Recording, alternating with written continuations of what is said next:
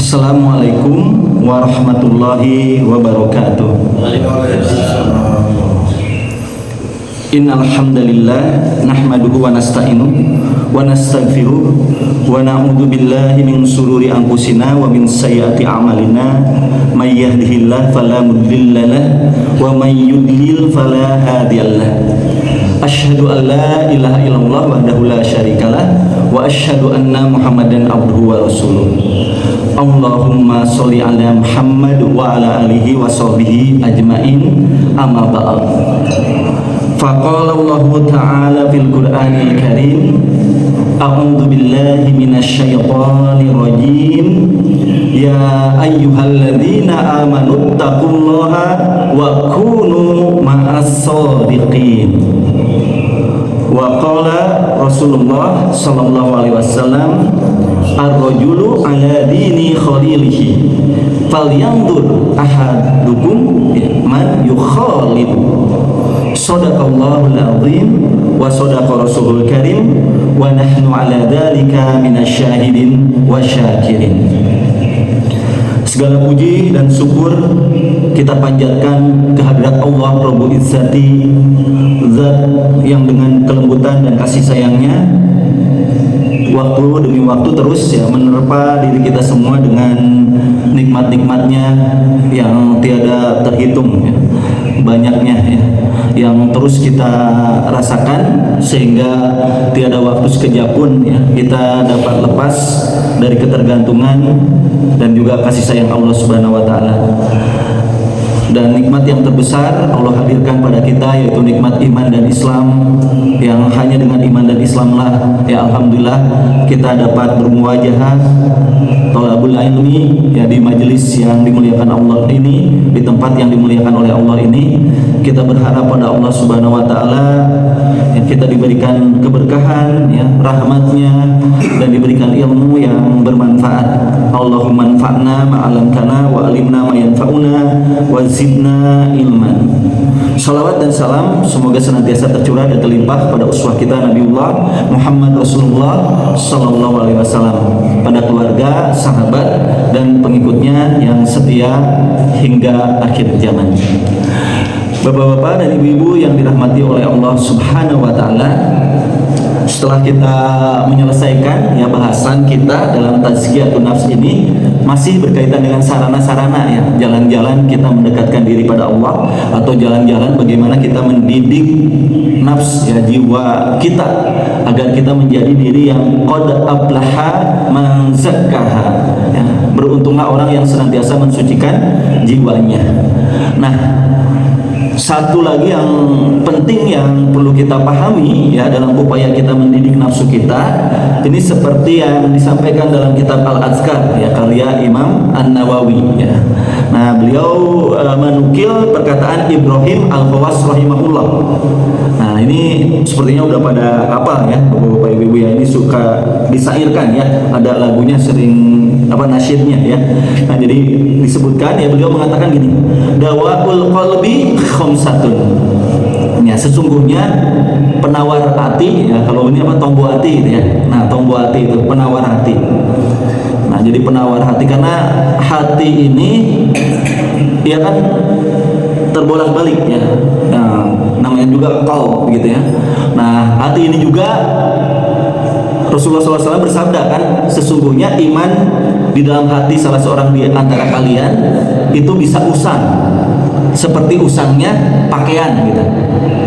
Nah, jadi hati ini seringkali berjalan-jalan, berinteraksi gitu antara dengan suatu hal yang mengingatkannya pada Allah dan hari akhir, dan juga kadang-kadang ia berinteraksi dengan hal-hal yang seringkali melupakan dan menyibukkan dirinya dari Allah Subhanahu wa taala. Nah, hati perlu penyegaran kembali gitu. Nah, sama kayak tubuh ini tubuh ini kadang-kadang suka kerasa udah pegel-pegel gitu misalnya. Ini ada tanda-tanda dari pegal atau agak seret gitu tenggorokan ini tanda-tanda nih mau batuk, mau flu misalnya. Nah, seorang yang memelihara hatinya, menjaga hatinya pun demikian. Dia merasakan dengan sensitivitas hatinya, kalbunya, bila merasakan satu hal yang ia rasa itu menjauhkan dirinya dari Allah ya, atau tiba-tiba mau pergi ya untuk bersolat berjamaah ke masjid ya, biasanya dengan mudah, tapi suatu saat jadi agak berat gitu ya. Mau baca Quran tiba-tiba jadi kok berat gitu ya. Mau berbuat kebaikan apa saja itu tiba-tiba ada halangan-halangan yang membuat itu terasa berat. Nah, maka ia memerlukan cahaya gitu ya. Hatinya memerlukan segera obat. Ya sama seperti tubuh ya, kalau ada apa mungkin suplemen atau apa yang dia perlukan. Nah, demikian pula dengan hati kita. Nah, bila hati kita tiba-tiba tadi merasakan hal yang menjadi suatu keberatan dalam ibadah-ibadah kita pada Allah, maka kembalinya pada dawaul qalbi ini. Nah, minum nih resepnya gitu ya. Nah, ini ada katanya khamsatu asya, 5 hal obatnya. Pertama, qiraatul Qur'ani bitadaburi.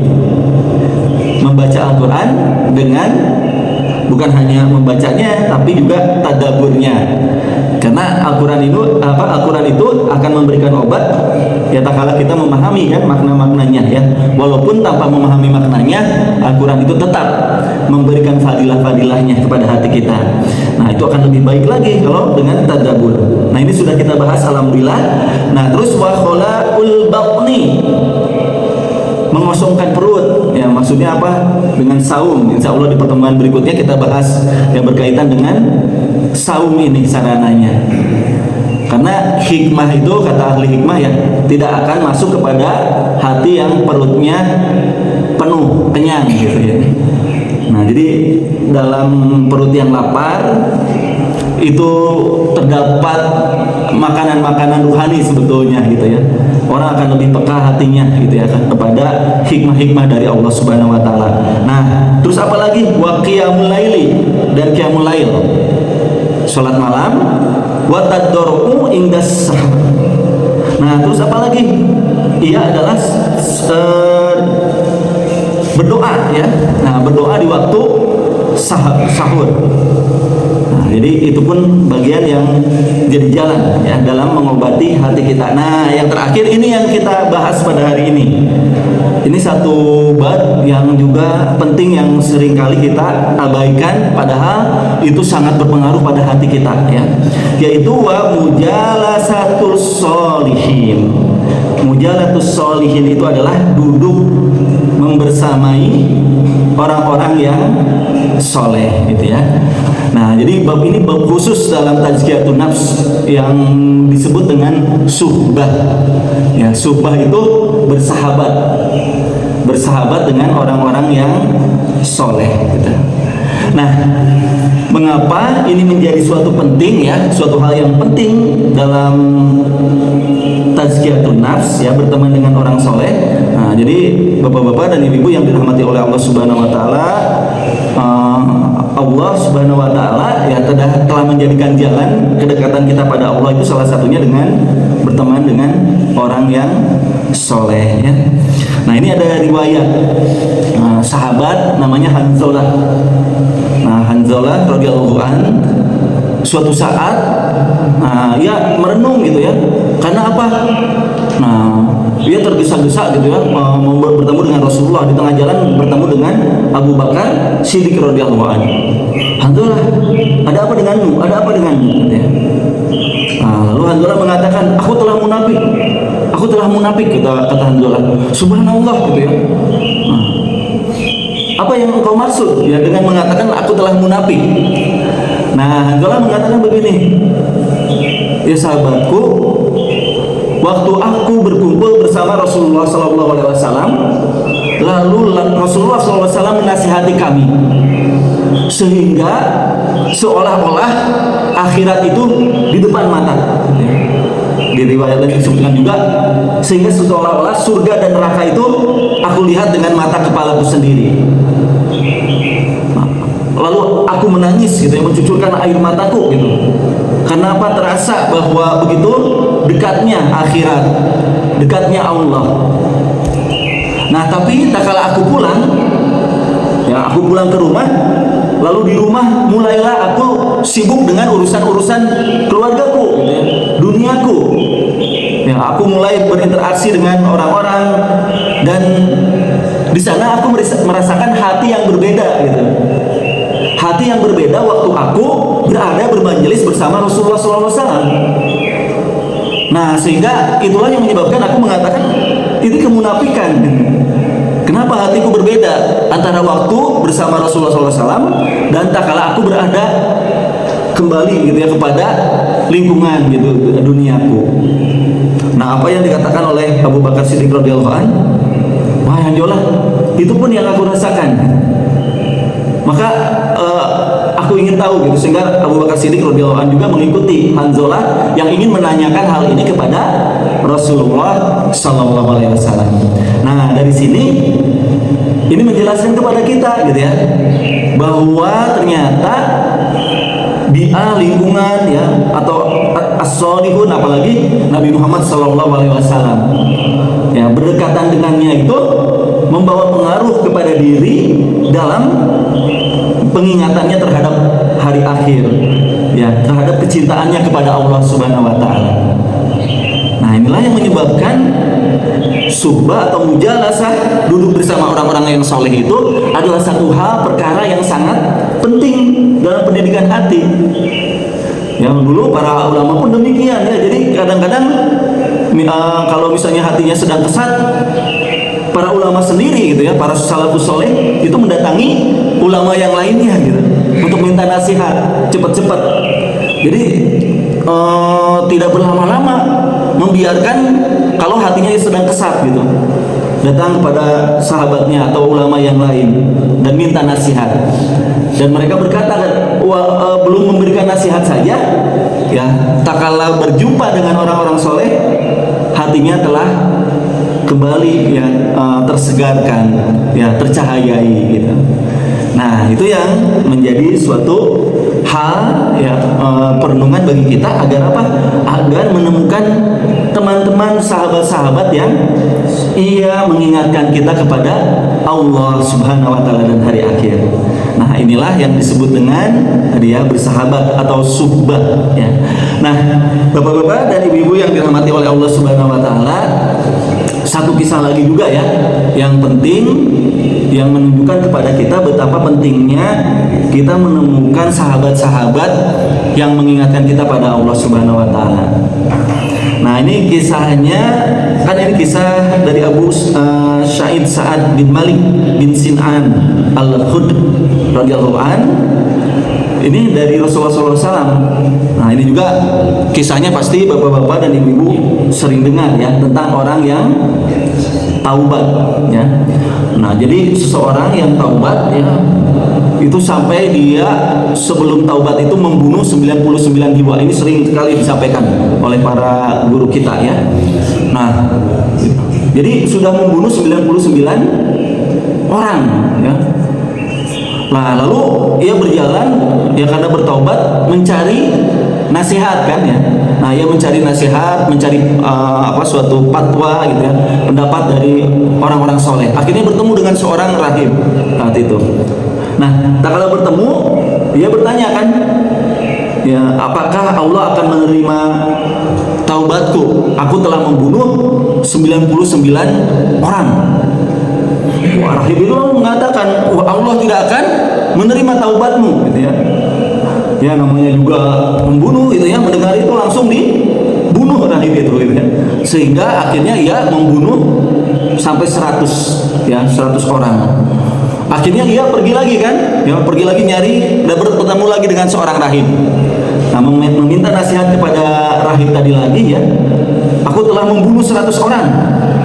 Apakah Allah mengampuniku? Nah, maka rahib itu menjawab, Allah mengampunimu. Allah akan mengampunimu bila engkau bertaubat gitu ya. Nah, terus disebutkan lagi di sini gitu ya. Nah, ini pentingnya dari hadis yang panjang ini ya.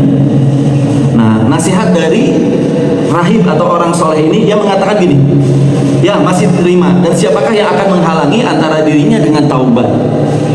Nah, jadi Imam An-Nawawi rahimahullah juga mengatakan kan ya dalam hadis menjelaskan secara hadisnya, Allah akan mengampuni terus ya.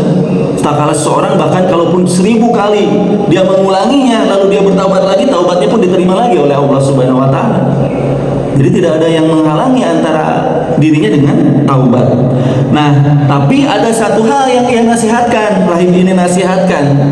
Nah, ini yang menjadi kunci ternyata dalam taubatnya, ya dalam tazkiyatun nafsnya. Yaitu apa? Beranjaklah dari tempat ini dan ke tempat yang jauh. Nah, diperintahkan untuk apa? Untuk hijrah. Hijrahlah gitu ya, pindah dari tempat itu gitu ya. Nah, ini sebagai bentuk taubat itu tidak cukup kalau dia berada tetap pada tempat yang lama gitu. Nah, ini luar biasanya rahib yang bijak ini ya, ahli hikmah ini, sehingga tahu bahwa sumber dari keburukan seseorang itu ada pada lingkungannya gitu ya. Nah, sehingga setelah itu dikatakan lagi, karena di sana terdapat sekelompok manusia, nah diperintahkan untuk hijrah ke suatu tempat ya, yang beribadah pada Allah Taala. Maka beribadahlah kepada Allah bersama mereka, dan janganlah kamu kembali ke tempat kamu yang duduk dahulu, yang tinggal dahulu, karena tempat tersebut adalah tempat yang amat jelek gitu ya. Nah, sehingga panjang ceritanya ya, kita ketahui bahwa pada akhirnya ya taubatnya itu ya tak kala wafatnya dalam perjalanan hijrah itu diterima oleh Allah gitu ya, dan akhirnya dicabut nyawanya oleh malaikat rahmat kan ya. Nah, karena apa? Karena ia berpindah untuk mencari lingkungan yang lebih memberikan keimanan, kedekatan hatinya kepada Allah Subhanahu wa taala. Nah, oleh karena itu bapak-bapak dan ibu-ibu yang dirahmati oleh Allah Subhanahu wa taala, inilah bagaimana pentingnya kita harus selalu mencari kesempatan selalu ya bersama orang-orang yang soleh ya. Walaupun ini bukan berarti larangan kita untuk bergaul dengan siapa saja ya. Ini maksudnya bukan juga menjadi kita menjaga jarak, karena di hadis Rasulullah SAW juga bersabda, orang-orang yang beriman itu, orang muslim itu adalah orang yang orang lain mudah beradaptasi dengan dirinya, dan dirinya juga mudah beradaptasi dengan orang lain gitu. Jadi seorang mukmin itu diri yang mudah bergaul gitu ya, dan dengan siapa saja bergaul itu gitu ya. Tapi nah tadi ada satu bagian bahwa kita memerlukan satu lingkungan, satu teman yang ia menjadi jalan kebaikan. Nah, demikian ya sebagai suatu pengingat ya bagaimana pentingnya ya kita berkumpul dengan atau bersahabat ya, dengan orang-orang yang soleh. Nah, kita masuk ke bab berikutnya. Nah, ini adalah bagaimana perintah Allah Subhanahu wa taala ya di dalam Al-Qur'an. Nah, jadi dalam Al-Qur'an dalam surat Taubah ayat 119 Allah berfirman, ya ayyuhalladzina amanu taqullah, wahai orang-orang yang beriman, bertakwalah kepada Allah, wa kunu ma'as shodiqin. Nah, ini perintah untuk kita berinteraksi ya, bertaamul dengan orang-orang soleh ya. Jadi hendaklah kamu bersama orang-orang yang shodiqin ya, yang benar, yang jujur. Nah, jadi di ayat lain dikatakan ya, ini di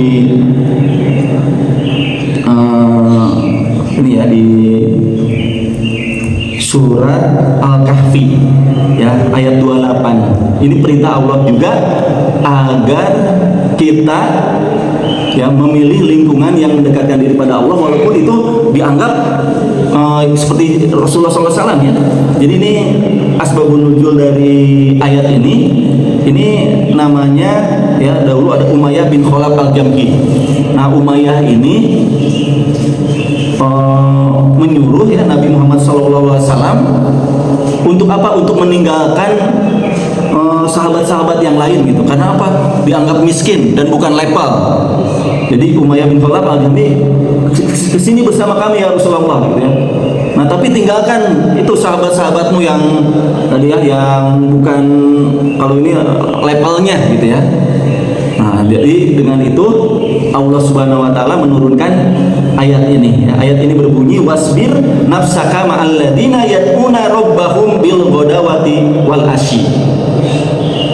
Dan bersabarlah kamu bersama dengan orang-orang yang menyeru Robnya di pagi dan di senja hari. Nah, dengan yuriduna wajhahu, yang menghendaki keridhaan Allah. Nah, ayat ini memerintahkan kita bersabar. Untuk apa? Untuk bersahabat. Ya, bersahabat bersama-sama, berkumpul dengan orang-orang yang ia menyeru kepada Allah ya. Dan janganlah berpaling ya. Nah, wala ta'du ainaka anhum turidu zinata hayatid dunia. Dan janganlah kedua matamu berpaling dari mereka karena apa? Mengharapkan perhiasan kehidupan dunia. Nah, jadi jangan sampai kita berpaling pelajarannya ya dari hamba-hamba yang soleh. Mungkin walaupun kedudukan atau kehidupannya itu bukan kehidupan yang glamor ya, bukan kehidupan yang tadi apa orang-orang pejabat gitu ya, bukan yang memiliki kedudukan yang tinggi, bukan yang berpangkat ya. Jangan sampai kita meninggalkan lingkungan yang di dalamnya ada orang-orang soleh gitu ya. Karena apa? Demi, nah di sini anhum turiduna zinatal hayatid dunya, engkau mencari kesenangan ya, perhiasan kehidupan dari dunia ini.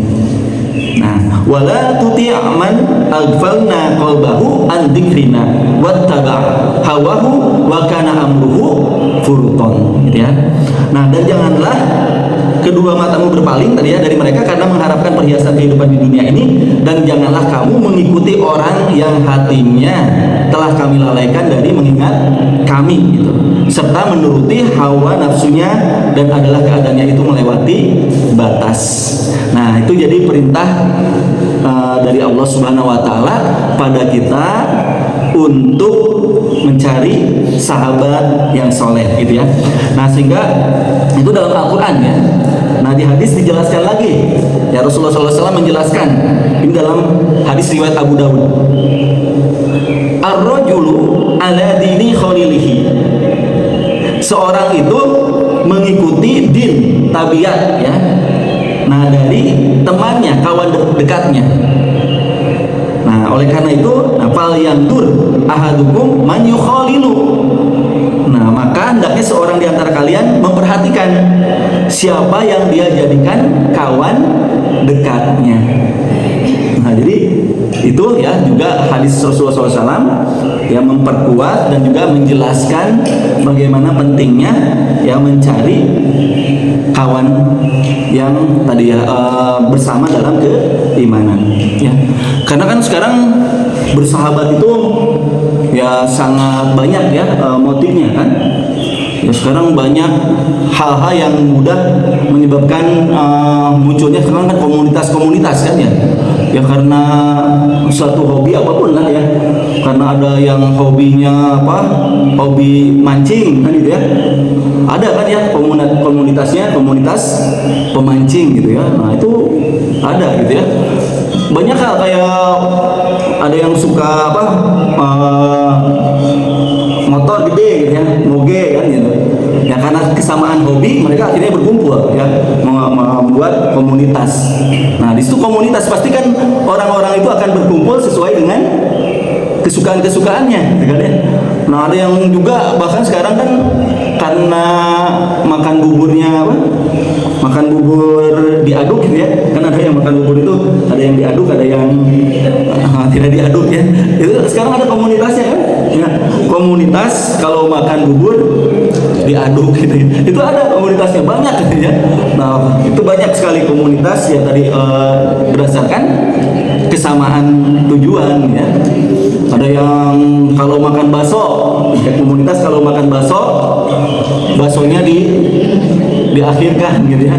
Jadi itu ada komunitasnya, bapak-bapak, ibu-ibu ya. Jadi makan bakso, nah makan mie-nya dulu, nanti baksonya di ujung. Itu siapa yang membuat komunitasnya? ada komunitas yang didasarkan pada kesamaan nama, gitu ya.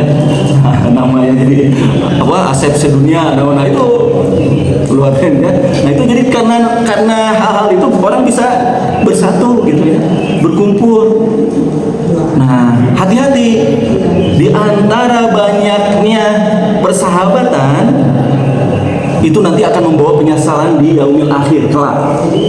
Kalau kita memilih persahabatan itu landasannya ya bukan karena keridhaan Allah Subhanahu wa taala. Walaupun sekali lagi ya, jangan sampai ini menjadikan seolah-olah berarti harus jangan bersahabat dengan hal-hal yang berkaitan dengan perkara dunia, bukan begitu gitu ya. Nah, ini menjadi suatu hal ya yang menjadi kita perhatian ya, bahwa selain hal-hal itu tentunya kita harus menjaga suatu komunitas yang mengingatkan kita pada Allah. Nah, nanti di akhirat, nah ini dalam surat Al-Furqan ya ayat ke-27 ya sampai 29. Yauma ya'addu dzalimu ala yadayhi yaqulu ya laitani ittakhadtu ma'ar rasuli sabilan. Dan ingatlah hari ketika itu orang yang zalim menggigit dua tangannya, nyesal maksudnya ya, nyesal gitu. Lalu ia berkata, aduhai kiranya dulu aku mengambil jalan bersama Rasul. Nah, ya. Nah kita lihat di sini, itu sudah jelas ya. Nah di sini berikutnya, ya wailata laitani lam attakhidu fulanan khalila. Nah di sini lagi, aduhai kiranya dulu aku mengambil jalan, kecelakaanlah besar bagiku, maaf ya. Kiranya aku dulu tidak menjadikan si fulan itu teman. Nah, jadi ternyata memilih teman juga bisa menyebabkan penyesalan di hari akhir kelak. Ya, tak kala kita meninggalkan teman-teman yang soleh ini nyesel gitu ya. Ya wailata laitani ya lam atakhid fulanan khalilan. Aduh, kenapa aku tidak mengambil, kenapa tidak menjadikan orang yang dekat kepadaku si fulan itu gitu waktu di akhir di dunia gitu ya, waktu di dunia. Nah, laqad adallani an dzikri ba'da idja'ani gitu ya. Nah, jadi karena ia salah gaul gitu ya, salah gaul gitu ya. Nah, sesungguhnya dia telah, nah ini teman yang menyesatkan aku dari Al-Quran ketika Al-Quran itu telah datang kepadaku. Nah, demikian ini adalah satu mukadimahnya ya, bahwa betapa pentingnya ya kita mengambil sahabat ya, ada orang-orang yang soleh tadi.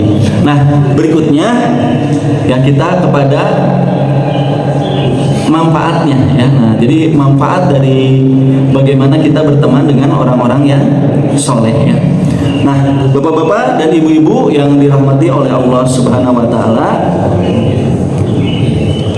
pertama manfaat ya, kenapa sih berteman dengan orang yang soleh itu menjadi suatu hal yang urgen dilakukan gitu ya. Nah ini yang pertama itu, sahabat yang soleh itu adalah sahabat yang nanti akan mengingatkan kita kalau kita berada dalam kesalahan ya.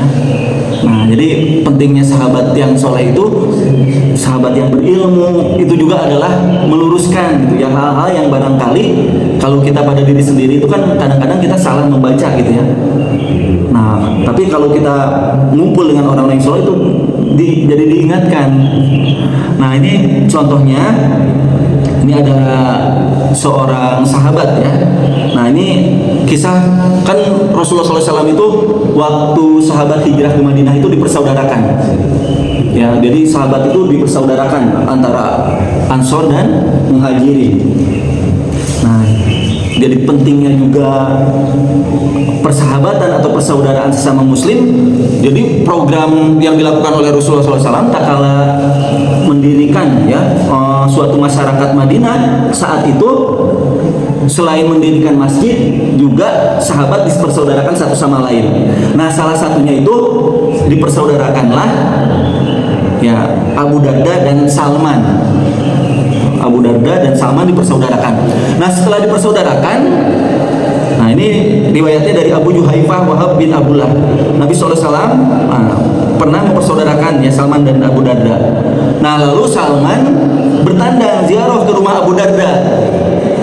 Nah ini juga ya bagaimana kita saling mengunjungi ya, silaturahim itu nanti akan melihat ya, melihat salah satu jalan cara ya bagaimana saudara kita nanti satu sama lain ada kelebihan dalam hal ibadah, ada kekurangan, ada kelebihan. Nah nanti kita bisa belajar ya, nanti kita bisa belajar dengan tetangga kita ya, oh kenapa fulan itu bagus ya, oh ke masjidnya selalu paling depan terdahulu gitu, orang lain belum ada ya menyendiri di masjid.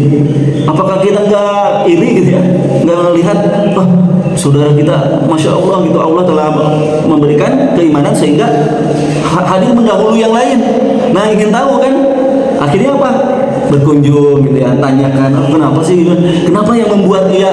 Nah itu pelajaran bisa diambil dari saudara yang lain. Nah bahkan dengan menginap, kalau di sini akhirnya apa, Salman juga menginap gitu ya di rumah Abu Darda. Nah dalam kaitan apa menginap, nah itu mengambil pelajaran-pelajaran. Nah saat itu ya, nah Abu Darda itu istrinya itu namanya Ummu Darda, Ummu Darda ya. Nah itu pakaiannya itu kusut gitu ya, pakaiannya kusut. Nah lalu Salman bertanya, kenapa kamu seperti itu? Nah lalu istrinya menjawab, nih saudaramu Abu Darda ini sudah tidak mempunyai hajat lagi pada keduniaan. Jadi saking beribadahnya pada Allah sampai melupakan hal-hal yang bersifat duniawi gitu ya. Bahkan istrinya juga nggak keurus sampai pakaiannya kusut gitu ya. Nah sehingga Salman saat itu menasihati Abu Darda dengan jalan yang luar biasa gitu ya. Nah Abu Darda datang buat makanan gitu ya. Nah ini bagaimana menghormati ya, saudara ya. Nah membuat makanan. Setelah selesai membuat makanan, Abu Darda menyuguhkan ya pada Salman. Tapi ia sendiri tidak makan. Kenapa? Aku sedang saum katanya. Nah ini karena luar biasanya Abu Darda ini saum terus gitu ya, sambil padahal dia tadi ada kedatangan tamu. Lalu Salman saat itu nggak mau makan, mengatakan aku nggak akan makan kalau kamu juga tidak makan. Akhirnya Abu Darda saat itu berbuka gitu ya, sehingga akhirnya mereka makan bersama gitu ya. Nah setelah itu malam harinya gitu ya, Abu Darda bangun gitu ya, baru jam berapa udah bangun gitu ya, karena saking rajinnya ia melakukan sholat malam. Apa yang dilakukan Salman, tidurlah gitu ya. Jadi jam berapa gitu ya, jam kan kalau kita masih jam 11 gitu ya, jam 12 sudah bangun gitu ya, mau sholat malam. Kata Salman, tidurlah lagi. Setelah itu jam 1, kalau kita ini diadaptasikan dengan bahasa kita, bangun lagi gitu. Kata Salman, tidurlah gitu ya. Nah sampai akhirnya di sepertiga malam ya. Nah di sepertiga malam, nah baru di akhir malam malah dibangunkan gitu ya oleh Salman. Nah marilah kita sholat bersama-sama. Nah ini nasihat Salman kepada Abu Darda yang akhirnya menyadarkan Abu Darda ya. Inna li rabbika alaika haqqan. Sesungguhnya bagi Rabbmu ada hak. Wa li nafsika alaika haqqan. Bagi dirimu ada hak. Wa li ahlika alaika haqqan. Dan bagi keluargamu juga ada hak. Fa'ati kulli ya kulla di haqqin haqqahu. Nah maka penuhilah masing-masing hak tersebut. Nah lalu Abu Darda saat itu datang kepada Rasulullah SAW. Dia mengatakan Salman telah begini, mengatakan begini ya. Nah lalu Rasulullah SAW mengatakan Salman benar gitu ya. Nah saat itulah akhirnya Abu Darda yang menemukan pelajaran dari Salman, yang pelajarannya bagi kita ya, bersahabat bersama orang-orang yang soleh itu nanti akan menghadirkan kita belajar gitu. Kan kita memerlukan suatu contoh ya, contoh yang nyata gitu ya, bagaimana kebaikan-kebaikan itu diamalkan. Nah, berikutnya yang terakhir ya, bapak-bapak dan ibu-ibu yang dirahmati oleh Allah Subhanahu wa taala, yang penting juga ya manfaat dari kita bertemu dengan orang yang soleh. Nah, ini ada suatu hadis ya yang panjang, tapi saya akan intisarikan ya. Ini hadisnya, hadis riwayat Muslim ya, nomor 183 ya. Nah, hadis riwayat Muslim 183. Nah, Rasulullah Shallallahu Alaihi Wasallam bersabda tentang syafaat antara sahabat di hari kiamat. Nah, jadi nanti setelah orang-orang mukmin itu dibebaskan dari neraka, demi Allah, Zat yang jiwaku berada di tangannya, sungguh kalian begitu gigih dalam memohon kepada Allah untuk memperjuangkan hak untuk saudara-saudaranya yang berada di dalam neraka pada hari kiamat. Nah, kalau kita berkumpul bersama orang-orang soleh, bersahabat dengan orang-orang yang soleh, maka nanti di hari kiamat saudaranya itu ya satu sama lain akan berjuang gigih untuk memohon kepada Allah untuk memperjuangkan haknya, gitu ya. Nah, mereka memohon, wahai Tuhan kami, mereka itu yang tinggal di neraka itu, gitu ya. Saya di misalnya tadi naudzubillah misalnya ya, rahimakumullah melihat, nah nanti mengatakan, ya, wahai Tuhan kami itu, gitu ya, yang tinggal di neraka pernah saum bersama kami, pernah sholat, gitu ya, satu saf, dan dia berada di sebelahku, gitu ya, dalam sholat kami, di waktu sholat kami, gitu ya, kalau kita bahasakan, gitu ya. Nah, pernah juga haji, gitu ya, bersama kami. Nah, lalu dijawab, keluarkan dari neraka orang-orang yang kalian kenal. Allah mengeluarkan, gitu, karena kesaksian kita bahwa ia pernah melakukan kebaikan-kebaikan hal itu, dikeluarkan oleh Allah Subhanahu wa taala. Ini hadis riwayat Muslim ya, hadis sahih. Nah, hingga wajah mereka diharamkan untuk dibakar oleh api neraka. Nah, saat itu para mukminin ini pun mengeluarkan banyak saudaranya yang telah dibakar di neraka. Nah, maka deket-deketin nih. Kalau kita lihat ada orang yang soleh, ya, Umar bin Khattab radhiyallahu anhu mengatakan, ya, Umar bin Khattab mengatakan ini dalam Qutul Qulub, tidaklah seorang diberikan kenikmatan setelah Islam yang lebih baik daripada kenikmatan memiliki saudara semuslim yang soleh. Apabila engkau dapati salah seorang sahabat yang soleh, maka peganglah ia erat-erat, dekatin, gitu. Para ulama yang muktabarah, ya, ulama yang hanif, yang menasihat kebaikan, deketin. Karena apa? Nanti ia akan menjadi jalan, gitu ya. Nah, ini di sini para mukmin ini mengeluarkan banyak saudaranya yang telah dibakar di neraka. Ada yang dibakar sampai betisnya dan ada yang sampai lututnya. Nah, kemudian orang mukmin itu lapor kepada Allah, ya Rabb kami, orang yang kau perintahkan untuk diangkat, diangkat dari neraka sudah tidak tersisa. Ya, semua yang saudara-saudara kau itu sudah tidak tersisa lagi. Allah berfirman, kembali lagi, keluarkanlah yang masih memiliki iman seberat dinar. Nah, jadi kalaupun ada iman ya seberat dinar, tapi dia tadi memiliki keberkahan, tak kalah apa mendekati orang-orang yang soleh. Nah, ya, inilah fadilah ya, bagaimana berinteraksi, ya, bersahabat, berkumpul, mujalasah, ya, bermajelis, berkumpul dengan orang-orang yang soleh, gitu ya. Nah, sehingga Allah berfirman, keluarkan lagi, ya, yang masih memiliki iman seberat dinar.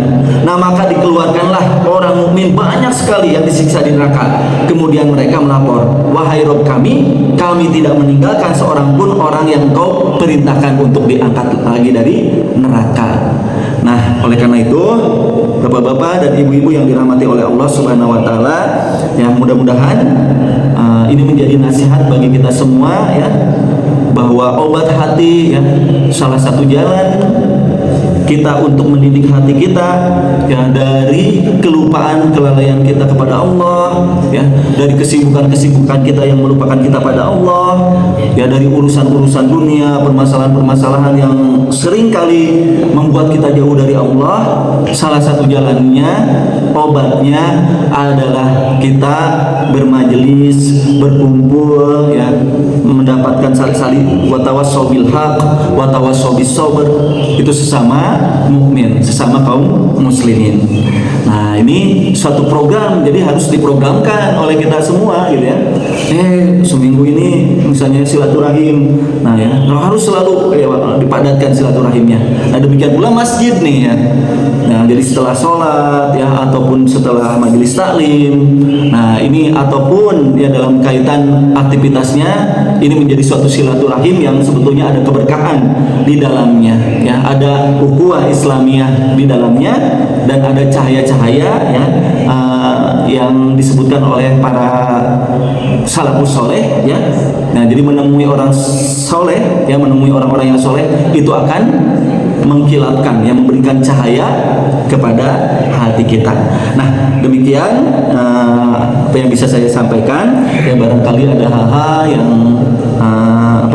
akan lebih diminta diperjelas ya berkaitan dengan hal ini ya, sebelum nanti insya Allah kita lanjutkan masih berkaitan dengan bersahabat dengan orang soleh, yang adalah berkaitan dengan adabnya ya. Nah, nanti di pertemuan berikutnya adab bagaimana bertamu, berinteraksi ya dengan orang yang soleh tadi ya. Nah, itu saja. Barakallahu lakum bil Qur'anil azim, nafa'ani wa iyyakum bima fihi minal ayati wa dzikril hakim. Aqulu qouli hadza astaghfiruhu li wa lakum. Mangga silakan ya Bapak-bapak dan Ibu-ibu, barangkali ada yang perlu kita sama-sama diskusikan yang berkaitan dengan bahasan kita pada kesempatan ini. Mangga.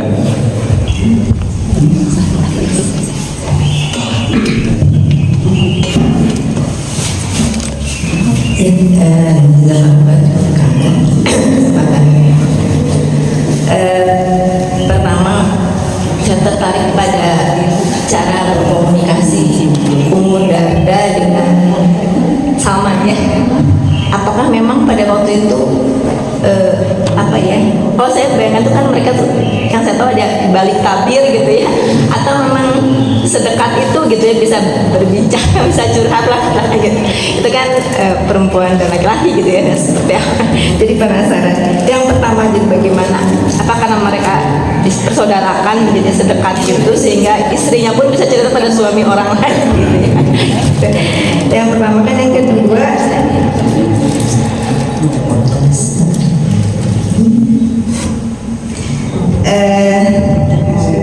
ketika tadi teman bisa membebaskan orang lain dari neraka, apakah itu tidak berlawanan dengan bahwa seseorang itu ya tergantung amalnya masing-masing gitu kan? Itu berarti bukan amalnya dia, kan berarti amal orang lain yang membantu dia jadi terbebaskan dari api neraka. Jadi apakah tidak berlawanan dengan ayat yang itu ya, bahwa seseorang tidak menanggung dosa orang lain, akan membebaskan orang lain? Ini keterangannya apa? Nah, satu lagi, ini mungkin disambung-sambungkan tadi. Kalau begini, ada orang, ini memang kisah seseorang yang saya lihat di media sosial. Ada seorang perempuan yang memang dia mencari jodoh itu ingin yang agamanya baik, itu kan wajar ya, dan memang harus seperti itu. Nah, dia sudah melakukan ikhtiar itu dengan ikut ta'aruf gitu ya. Kemudian dia lihat calonnya juga dari bahkan lulusan dari Yaman gitu. Nah, tapi kenyataannya ternyata tabiatnya buruk gitu ya. Nah, sehingga akhirnya ya berpisah lah ya. Nah, jadi harus seperti apa lagi gitu caranya? Itu kan sudah betul ikhtiarnya ya, ikhtiarnya sudah betul, kriterianya juga sudah betul gitu. Tapi ternyata kita kan tidak pernah tahu di belakangnya seperti apa yang laki-lakinya, karena kan terbatas sih kalau program taruh segitu-gitunya gitu. Sehingga kan ini menjadi memunculkan trauma pada akhwat lain ya. Jadi sulit ya, harus gimana caranya gitu. Sehingga mungkin yang komentar, udah kok gini nggak usah nikah dan sebagainya. Ini banyak kayaknya kasus-kasus kayak gini gitu. Jadi apakah ujungnya kita hanya sampai ya sudah takdir gitu, kita penting ikhtiar, kemudian ternyata dapatnya yang seperti ini, ya sudah itu mungkin nasib kita gitu. Tapi sampai begitu saja gitu ya, atau ada hal yang bisa dicegah gitu bahwa mendapatkan pasangan yang baik itu ada cara lain gitu ya, mungkin ta'arufnya yang salah, jadi harus dikorek sampai ke dalam sebenarnya dia orangnya seperti apa sih gitu.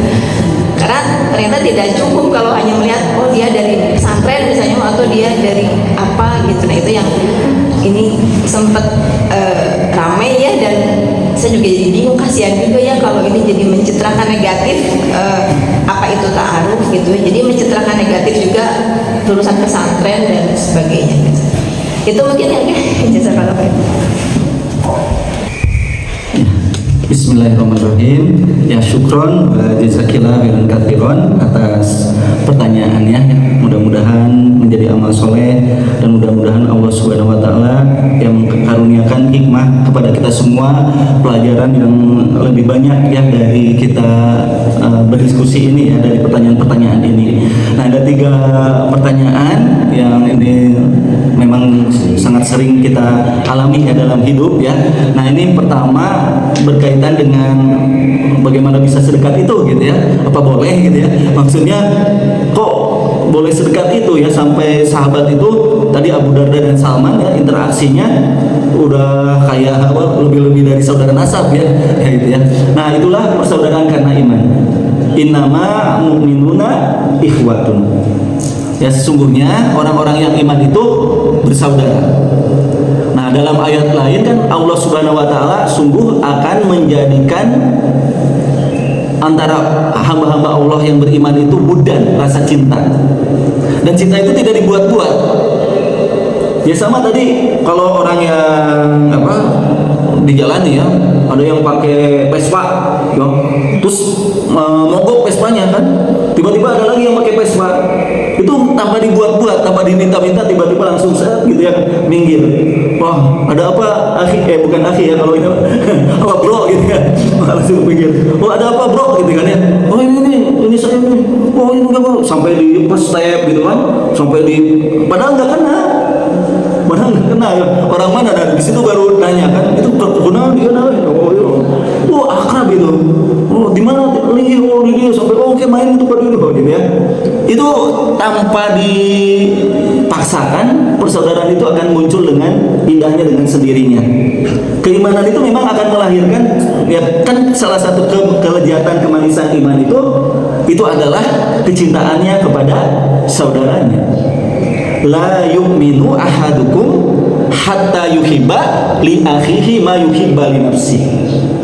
Tidak sampai kepada keimanan yang sempurna seseorang itu sampai mencintai saudaranya ya lebih ya, atau ia mencintai saudara itu sama dengan bagaimana ia mencintai untuk dirinya ya. Nah, itu yang saya sering kisahkan ya tentang ini Jarir ya, sahabat Rasulullah SAW ya, itu waktu mencari kuda, ini sering saya sampaikan gitu ya, untuk mengingatkan pada kita bagaimana ya tadi iman itu melahirkan persaudaraan yang kadang-kadang kita juga menggelengkan kepala gitu. Bisa nggak kita menjadikan persaudaraan ini seperti itu? Ya Jarir itu pas nyari kuda, akhirnya menyuruh kepada budaknya, hambanya. Nah, budaknya carikan untukku seekor kuda. Nyari itu budaknya. Nah, nemu ya kuda dengan pemiliknya. Didatangkan ya, ini riwayatnya sahih ya, riwayat ini. Lalu disampaikan, ini Tuhan kuda yang kau cari. Nah, lalu Jarir melihat, memeriksa kuda itu, lalu bertanya, berapa kamu mau jual kuda ini? Ia menjawab, 300 dirham Tuhan. Nah, 300 dirham. Lalu Jarir mengatakan, hah? Tidak salah. Kenapa Tuhan? Kamu menjualnya dengan 300 dirham. Aku beli ya ini dengan 400 dirham. Coba, ibu pernah nggak nawar ke tukang sayur gitu bu? Ya, pas beli mangga gitu kan ya. Coba rasain dulu. Hati-hati ngerasain tuh. Ada ya yang ngerasainnya sekilo belinya ini contohnya ya. Nah, itu pas manis gitu ya. Pas manis, Mang, berapa ini mangga? 20.000, Bu. Wah, ini mah manis, Mang. 25.000 nya gitu ya. Pernah nggak Bu gitu ya? Yang ada ibu-ibu mah kadang-kadang 3.000 juga. Wah, ini yang dipertahankan ya. Di sana bukan di sini. Bukan ibu-ibu di sini ya. Ini mah contoh aja gitu ya. Jadi nawar itu banyak gitu ya. Ya seperti puas gitu ya kalau.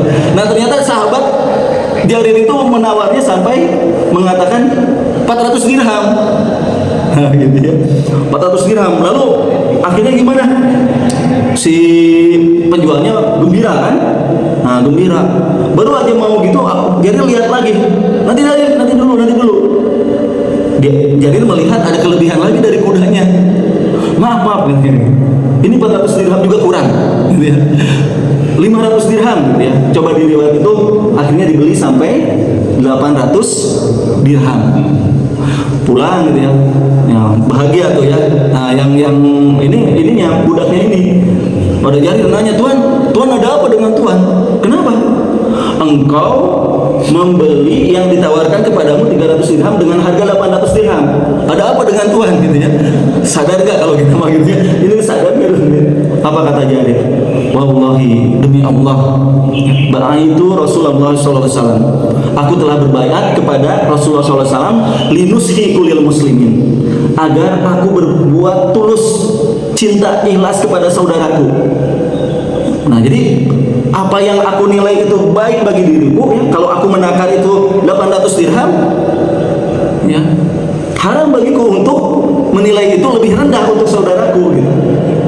Nah, itu persaudaraan kaum muslimin ya, yang luar biasa ceritanya. Nanti bapak-bapak dan ibu-ibu lihat tuh kisah hijrahnya dan persaudaraan diabadikan oleh Al-Quran. Nah, tadi pertanyaannya ya, tadi itu bukan kisah-kisah fiksi-fiksi zaman dahulu yang tidak punya makna.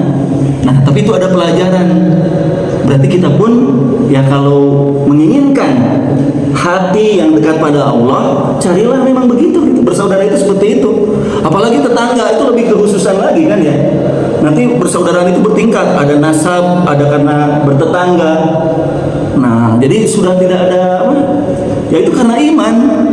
Dan persaudaraan ini ingat kan, al-akhilahu yauma idzin ba'duhum li ba'din adu ilal muttaqin. Persaudaraan karena keduniaan itu berhenti seiring dengan panahnya dunia. Tapi persaudaraan karena Allah ya, nanti pada hari di mana yang saling mencintai itu malah jadi bermusuhan. Kecuali siapa? Yang bersaudaranya ilal muttaqin, karena ketakwaan. Nah, jadi iman dan takwa salah satu parameternya ya, tadi berhasilnya sholat berjamaah subuh, program-program di Masjid Hidayatul Ummah ini, keberhasilan programnya nanti lihat juga pada dekatnya gitu ya, di antara tadi ya para jamaahnya ya, saling menolongnya, ta'awunnya, dan saling tadi sudah tidak kagok lagi gitu karena untuk saling mengingatkan tuh ya, ada hal-hal di antara saudara kita yang sudah bukan siapa-siapa lagi, sehingga ya tadi Salman dan Abu Darda itu tadi seperti tadi. Nah, jadi itu kuncinya adalah keimanan, itu akan menghadirkan suatu persaudaraan yang luar biasa gitu ya. Nah, yang kedua ada ngobrol sama istri Abu Darda. apa? Ngobrol sama istri Abu Darda. Oh iya betul ya. Nah, tadi ini ada pendekatan syariahnya juga penting gitu ya. Itu tadi Salman ya. Nah, Salman kan ngobrol dengan istrinya Abu Darda gitu ya. Nah, ini tentu saja di riwayat itu tidak dikisahkan secara detail seperti apa ya. Hanya yang jelas memang kan ada batas-batas ya antara istri dan tadi seseorang. Apalagi ini kan mu'akhah, sudah dipersaudarakan oleh Rasulullah SAW. Nah, ini jadi memang itu juga jangan sampai karena saking dekatnya akhirnya melanggar syariat-syariat gitu ya. Hati-hati juga, ada batas-batas ya, ikhtilat dan lain-lainnya. Nah, nanti ada fikih ya, fikih dalam kaitan batasan hubungan mahram, bukan muhrim ya. Yang benar adalah mahram ya, yang bukan mahram.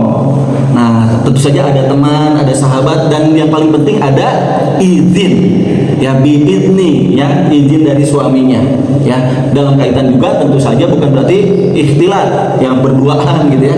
Nah, tapi ada saudara yang lain dan hal lainnya. Nah, dan juga ini menunjukkan bahwa itu kan berarti menceritakan tuh ya suaminya. Tapi lihat istrinya Abu Darda menceritakannya kan bukan keburukan kan sebetulnya gitu ya. Menceritakannya tuh, lihat saudaramu sudah tidak punya hajatnya kepada urusan dunia gitu. Bukan ngebicarain aib gitu ya. Nah, tapi tadi sudah banyak. Nah, itu jangan sampai kalau aib itu diumbar gitu ya, suami dan lainnya ya. Nah, itu seperti itu ya. Nah, berikutnya yang kedua ya, berkaitan dengan betul bahwa nanti kan di ayat Al-Quran ya, seorang itu tidak mendapatkan pahala perbuatan dari orang lain ya. Nah ini bagaimana kaitan antara hal ini dengan syafaat ya. Nah yang pertama ya, di ayat Al-Quran juga dikatakan illa kecuali dengan izin Allah gitu ya. Nah jadi bila Allah mengizinkan, dan itu pun tadi sebetulnya seseorang mendapatkan syafaat. Nah ini pentingnya syafaat ya, karena tadi ya kalau kita ngandelin diri kita, coba lihat diri kita misalnya ya, coba lihat amalan kita ya, lihat keimanan kita. Kalau hanya mengandalkan itu ya, apakah mungkin kita mendapatkan surga Allah yang luasnya seluas langit dan bumi? Kalau kita melihat dosa-dosa kita ya, kekurangan-kekurangan kita, amal ibadah kita, apakah mungkin ya, apakah kita layak mendapatkan surga Allah Subhanahu wa taala? Ya kayaknya kalau kita hanya mengandalkan amal-amal kita itu akan sangat tidak mungkin gitu ya. Karena kita paham kekotoran diri kita. Nah, satu jalan ya kita mendapatkan pertolongan Allah itu adalah dengan berupaya, salah satunya mendapatkan syafaat. Dan ini pun biiznillah, dengan izin Allah, dengan dalil-dalil ya. Ada bagaimana misalnya syafaat terbesar itu adalah asy-syafaatul uzma ya, dari Rasulullah sallallahu alaihi wasallam. Nah, nanti ada Al-Quran bisa jadi syafaat nggak? Kan nanti Al-Quran dan saum dalam hadis ya akan datang kepada pembacanya ya, Quran datang pembacanya di hari kiamat dan memintakan kepada Allah ya, ya Allah, ia telah menjaga malamnya ya untuk membacaku gitu kan ya. Nah jadi Al-Quran akan datang jadi syafaat. Nah jadi ada syafaat-syafaat yang diizinkan oleh Allah, dan itu sebetulnya atas usaha nggak? Tadi seseorang mendapatkan syafaat dari teman-temannya, itu atas usaha dirinya nggak? Atas usaha dirinya dalam kaitan apa? Dia bermuamalah ya, itu juga atas usaha dirinya kan ya. Dia mencari teman, memilih teman, atau misalnya dia waktu bersilaturahim nah kepada orang-orang yang soleh. Nah itu juga adalah bagian dari ikhtiar seseorang gitu ya. Nah hanya karunia Allah. Allah itu, nama Allah itu Asy-Syakur. Nama Allah itu Asy-Syakur. Salah satu nama Allah itu Asy-Syakur. Artinya apa? Salah satunya melipat gandakan kebaikan-kebaikan. Di antaranya tak kala kita mengunjungi kepada orang soleh ya, maka di situ Allah melipat gandakan kebaikannya dengan tadi memberikan juga jalan fadilah ya, berupa syafaat dari saudaranya gitu ya. Nah itu nah yang terakhir ya dari pertanyaan tadi, nah ini berkaitan dengan ikhtiar ya. Nah ikhtiar tadi misalnya mencari jodoh gitu ya. Nah itu udah berupaya berdoa kepada Allah gitu ya. Nah udah berdoa, ya Allah carikanlah yang tabiatnya, atau bahkan dia jadi imam kalau laki-laki ya. Nah tapi dihadirkan orang yang tabiat dan karakternya ternyata tidak sesuai dengan doa-doa yang diinginkan. Kira-kira, nah kita hati-hati, jangan terburu-buru dalam memutuskan apakah Allah mengabulkan atau tidak doa kita. Dan jangan terburu-buru tergesa-gesa. Tak kala dihadirkan orang yang ternyata tabiat dan karakternya seperti itu, berarti sudah dicap gitu ya, bahwa ia akan begitu selama-lamanya. Karena jalan Allah Subhanahu wa taala kadang-kadang ya kita jangan kadang-kadang kita memaksa Allah ya agar menjawab itu dengan apa yang kita inginkan, cara yang kita inginkan. Kalau kita berdoa memaksa ya dengan dikabul dengan cara yang kita inginkan, cara kita itu terbatas. Pikiran kita itu terbatas ya. Kita ya kalau kita suka gitu kan, doa itu gitu ya. Kayak maksa ya. Ya Allah, berikanlah kepadaku jodoh yang terbaik gitu ya. Tapi di pikirannya ada nggak jodoh yang terbaik itu untuk si itu ya Allah gitu ya. Nah kita suka maksa si itu jodoh yang baik untukku gitu. Padahal Allah ya lebih al-alimul hakim, lebih tahu dengan ilmu dan hikmah dan keagungannya apa yang terbaik dengan cara yang ya Allah punya jutaan cara lebih gitu ya menjawab jalan kita gitu. Nah jadi belum tentu tadi dengan ternyata dijawab oleh Allah dengan kalau kita sudah ikhtiar berdoa pada Allah, dihadirkan ya laki-laki yang ternyata tadi ataupun perempuannya gitu ya yang ternyata itu, jangan langsung wah Allah tidak mengabulkan gitu ya. Karena kan kan bisa jadi dia bisa berubah. Justru nah itu jadi jalan dari Allah Subhanahu wa taala ya, dengan dijodohkannya itu menjadi jalan kebaikan-kebaikan yang lama-kelamaan tadi ya, suami atau istri yang punya karakter tabiat buruk tadi lama-kelamaan dengan tadi berumah tangga ya. Nah, di situ menemukan kebaikan-kebaikannya gitu ya. Nah, jadi Bapak-bapak dan Ibu-ibu yang dirahmati oleh Allah Subhanahu wa taala, ya maksudnya ikhtiarkan terus, yaitu upaya kalau persaudaraan itu juga harus mau menerima hal-hal yang kurang dan memperbaikinya gitu ya. Nah, memperbaikinya dan setelahnya terus melanjutkan doa dan ikhtiarnya kepada Allah Subhanahu wa taala gitu. Ya, berikhtiar dan yakinlah kalau kita tulus ikhlas kepada Allah Subhanahu wa taala ya. Kadang-kadang apa yang kita anggap itu buruk, ya kalau ini sudah takdir ya. Kalau ini sudah, karena sudah tadi misalnya menyatu. Nah, ini udah takdir Allah, qadarullah, ya, fa'ala masya'a. Lain lagi kalau misalnya belum menjadi suatu hal yang tadi dikumpulkan dalam suatu rumah tangga gitu ya. Nah, tapi kalau sudah berkeluarga dan lalu ia menjalankan kehidupannya berkeluarga dan menemukan kekurangan pada suami atau istri yang selama ini ternyata ia berdoa tabiatnya kurang, ya jangan segera menyimpulkan wah berarti Allah tidak mengabulkan doaku gitu ya. Nah, tapi berusaha, berupayalah, karena pada taubat itu ada keindahan. Pada perubahan dari perilaku karakter yang buruk menjadi baik itu juga ada sebuah keindahan gitu ya. Nah, jadi itu ya, mudah-mudahan ya kan di sisi Allah segalanya kebaikan gitu ya. Wallahu alam bimuradihi. Masih ada waktu Sekali ya, Bapak dan Ibu yang dirahmati oleh Allah Subhanahu wa taala, mudah-mudahan Allah Subhanahu wa taala menjadikan pertemuan kita ya, juga silaturahim kita ya, muwajahah kita di sini ya, bermusafahah ya, kita saling satu sama lain, tidak hanya hadir secara fisik kita ya, tapi juga bagaimana kita menghadirkan hati-hati kita ya dengan kecintaan kita pada Allah, sehingga mudah-mudahan ini menghadirkan juga rasa kecintaan kita di antara kita ya, yang menjadi suatu ukhuwah yang tiada terhenti hingga di hari akhirat kelak ya. Mudah-mudahan satu sama lain kita tetap terus menjadi bersaudara karena Allah Subhanahu wa taala. Alhamdulillahirabbil alamin, hamdan na'imin, hamdan syakirin, hamdan yuafi ni'amahu wa yukafi mazidah. Ya Rabbana lakal hamd wa lakas syukr kama yanbaghi li jalali wajhika wa adimi sultanik. Ya Allah, ya Rahman, ya Rahim, ya Azizu Jabbar, ya Mutakabbir.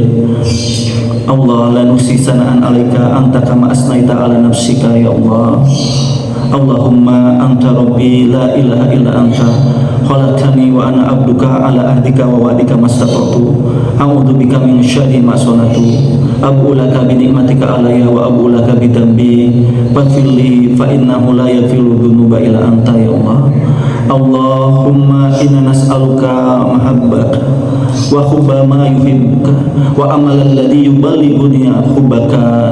Ya Allah, ya Rahman, ya Rahim, kami meminta kepadamu ya Allah, ya Rabb, tanamkanlah rasa cinta kami kepadamu ya Allah, ya Rahman, ya Rahim, dan tanamkanlah kepada hati kami ya Allah mencintai ya Allah kepada hamba-hamba yang mencintaimu ya Allah, ya Rahman, ya Rahim, dan hantarkanlah kami semua ya Allah kepada amalan-amalan yang semakin membuat kami cinta kepadamu ya Allah. Rabbana atina fid dunya hasanah wa fil akhirati hasanah wa qina adzabannar. Subhana rabbika izzati amma yasifun wa salamun mursalin walhamdulillahi rabbil alamin. Wabillahi taufiq wal hidayah.